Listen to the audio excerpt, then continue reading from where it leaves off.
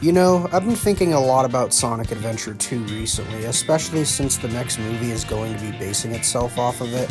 And today, I want to see if Sonic Adventure 2 is as good as we all remember it being.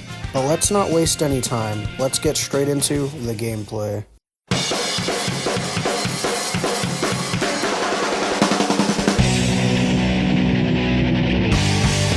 Sonic's gameplay in this game is similar to SA1, but the only difference being is that there's different physics and controls, and also they've gotten rid of the big open hub worlds, so now everything is much more linear, and I genuinely prefer this over SA1.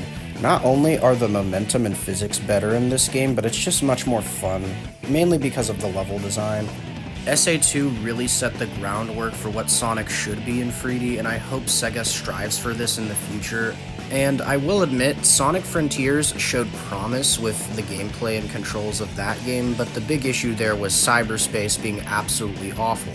Also, if you're wondering what Shadow's gameplay is like, it's pretty much exactly the same as Sonic's, but with different levels.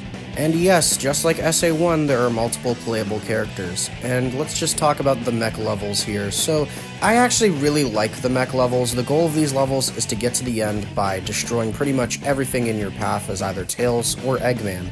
The only thing I really don't like about the mechs is that platforming with them is kind of annoying.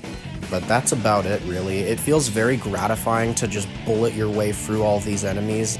Overall, I think the mech levels are pretty good, and I don't think they overstay their welcome or anything, but I do feel like by the end, the mech levels become very annoying and tedious to get through, but overall, I like them. Well, now it's time to talk about my least favorite part of this entire game, the Knuckles and Rouge treasure hunting levels. I liked Knuckles' gameplay in SA1 because of the tracker being very good, but in this game, the tracker is nerfed. So now, you have to tackle the emeralds in the order that the game wants you, rather than the order that you, the player, want to do yourself. And because of that, you will spend a lot of time in these levels. Like, a lot of time. These levels are long as hell, depending on how lucky you get with the RNG. I find it very boring, and I don't like it at all. Now, let's talk about this game's biggest strength easily, the story.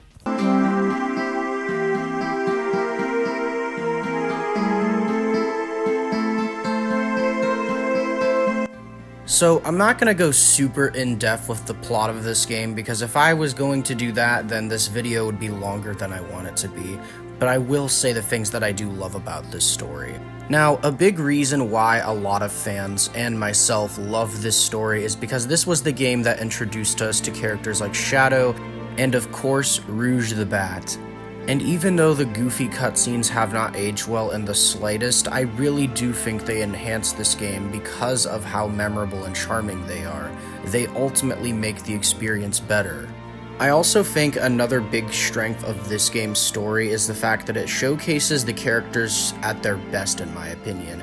And there's so much lore involved with Shadow and the Chaos Emeralds and the Ark that I can't really describe it all to you because we would be here for hours, but just know that it's all great stuff. Another thing that I also adore about this story is that it would give us the most iconic moments for the franchise. There are so many moments from this game alone that get referenced constantly by people. Some of them aren't even Sonic fans, and that's just because of how memorable this game truly is. Now, don't get me wrong, this story isn't completely perfect. It does have a few plot holes and writing issues, but that doesn't take away from all of the things that it does right. And I truly think if Sonic Movie 3 is going to adapt this game's story, and with all the things that we've been hearing, that it's going to be very accurate to the games, this one's for the die-hard fans, according to Idris Elba, I really hope that they go all the way with this and try to make it as accurate as possible, but also throwing in some new stuff, because this story is really important to us Sonic fans. In short, I still love Sonic Adventure 2. It may not be a perfect game, but it's one of my favorite Sonic games ever made. And with that being said, I want to thank you all for watching this video, and I'll see y'all next time.